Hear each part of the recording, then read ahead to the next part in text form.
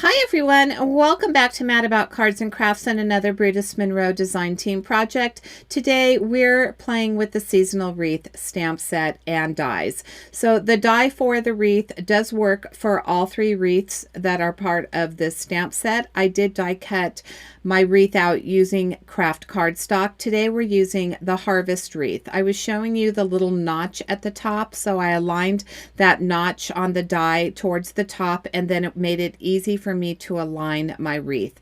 I haven't used my wreath before, so I wanted to go ahead and prep it. I took my sand eraser, went over the top of it, and that primed that stamp. I have some gathered twigs ink from Pink Fresh Studio, and I am going to stamp my wreath with, it's kind of like a brownish red tone. I'm going to align my second wreath right on top of the first one and stamp again, and there are my two wreaths.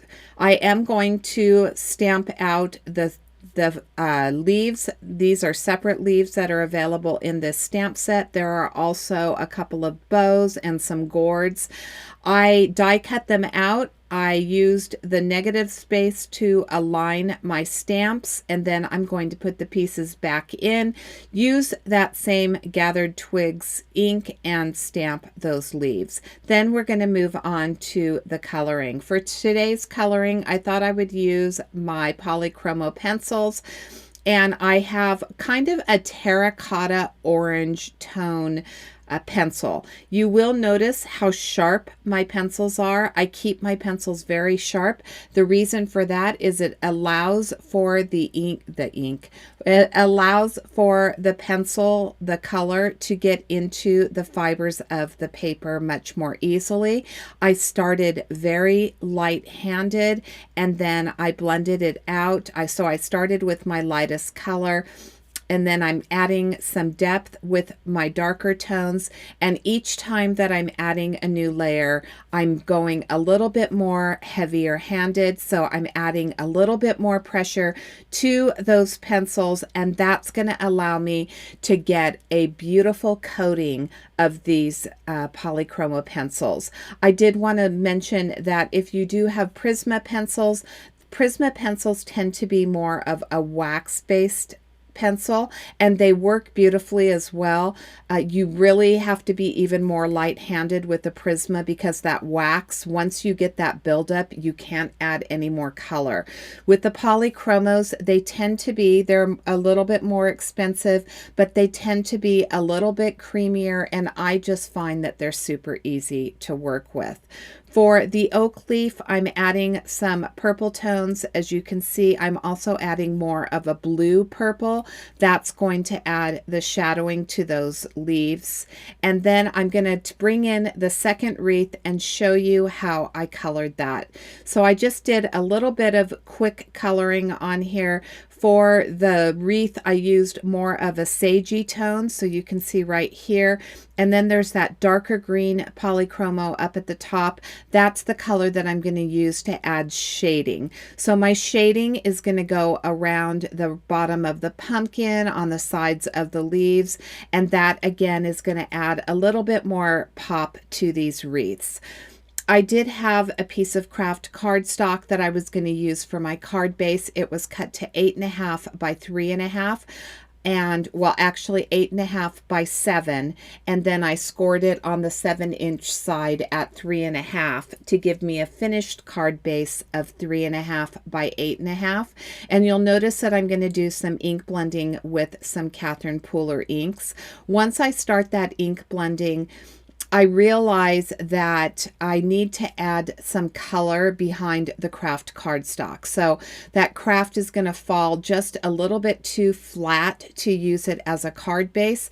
And so I simply cut it off at the center at 3.5, and then I cut the card base down to 3.25 by 8.25, and then we're going to mount it onto some other colored cardstock, and I felt that it really helped it pop just a little bit more. I'm also adding some pink colors with my polychromos to some of the other leaves. And again, look at how pretty that turned out. So it did allow for this harvest wreath to really pop, having that color from the colored pencils. There are 2 other wreaths in this stamp set. All of the products that I'm using will be linked in the description box below. And when so the other 2 wreaths, one is a Halloween wreath and then the other one is a Christmas wreath. So this is perfect for all the seasons from fall until Christmas. Here I have Queen for the Day, and I'm going to do a little bit of ink blending. Now I do want to mention with Catherine Pooler inks, they tend to look really blotchy, but they do end up drying back and evening out. So don't get discouraged if you see that blotchiness. It will end up blending out. I have a little bit of the Juniper Mist, and I'm kind of going in more of a diagonal pattern here. I didn't want to cover up all of that craft. I wanted to leave a little bit of it peeking out. Make sure that you do clean up between all of the colors. I do have Mandarin Orange, I believe, and then I think this is called Samba. Again, I'll have it linked in the description box below. I won't have the product linked because they aren't carried in the Brutus Monroe store, but I will at least list the colors for you. This is called, I believe it's called Quilted Lace Stencil. It's a beautiful stencil. I'm going to add my Fallen Snow glitter glaze. And look at how pretty that is. Now I'm going to show you the second one, but I do end up coming back and adding a third one to the bottom left corner. So the bottom left, I am going to add, there you go. You can see that third one. I've added some double-sided tape to the back of this. There's that card base I was talking about. It's more of an eggplant color, and I thought that it really complemented the colors in the wreath nicely. I did stamp out and cut my bow. I used some Gilded embossing powder to emboss the bow, which I think adds that extra little sparkle. I have the word hello, which comes from Judy's wreath. If you followed my channel, you know I love that die set. And I cut the shadow out using some gold mirror cardstock. And then I used the same eggplant cardstock to cut out the word hello, and we're just going to align this over the top.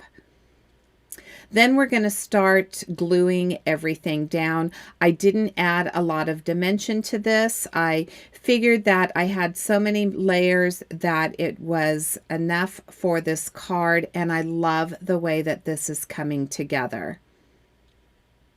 Now, if you do get a little bit of glue on your mirrored cardstock, you can use a microfiber cloth. I use art glitter glue, and it cleans up really nicely. So here I'm going to add some glue to the back of each of the wreaths. I'm going to put one at the top, and I'll put one at the bottom.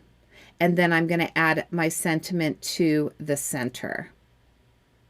Once I add my sentiment, then I'm going to start placing my leaves down. Now, I did initially cut out a piece of vellum to go behind the word hello, and I thought that it was falling just a little bit flat, and I thought that the gold looked so much better.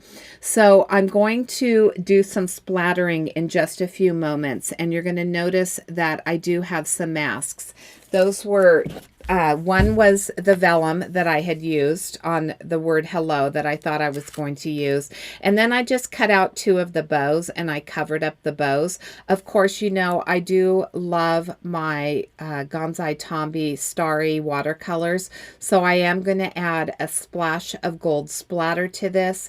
And then that will be my card for today. So I want to thank you so much for watching. If you haven't subscribed to my channel, I would absolutely love for you to subscribe and ring the bell so that you're notified whenever I do upload a video. I'll be back next Thursday with another Brutus Monroe design team project. Until then, have a fabulous day. Thanks so much for watching.